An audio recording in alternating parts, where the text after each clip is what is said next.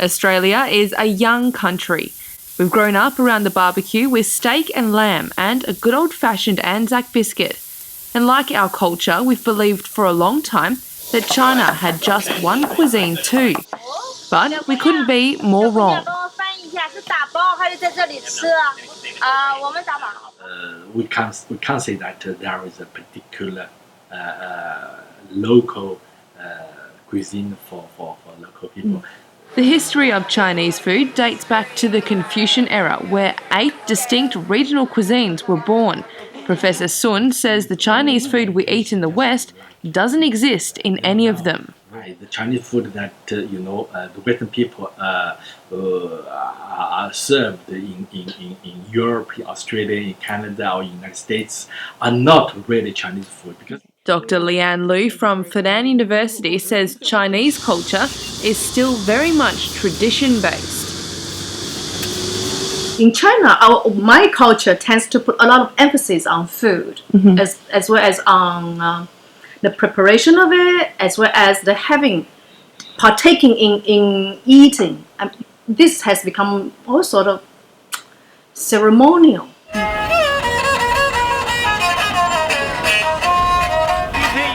In Shanghai, a city of 24 million people, Professor Lu says traditional food is still prepared for their ancestors.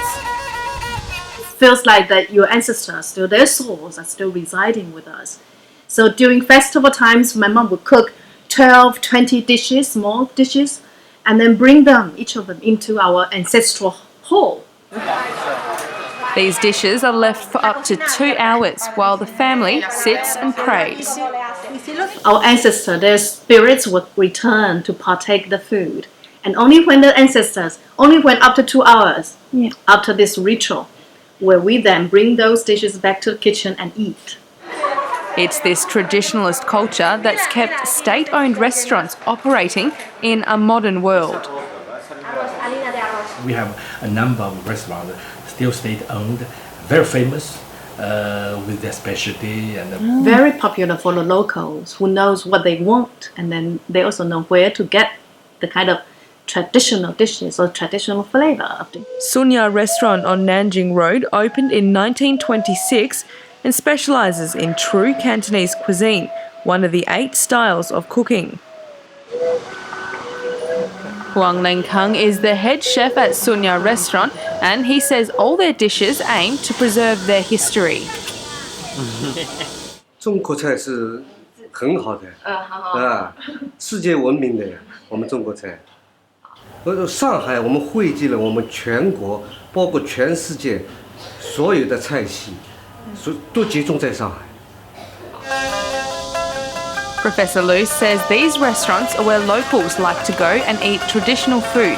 And when someone of importance visits Shanghai, this is where they would be taken. It's for this reason the government protects them. There's such big names which represent certain cuisine history or reputation to make sure that such restaurants will not go bankrupt. With such a long history, eating is no longer just for survival.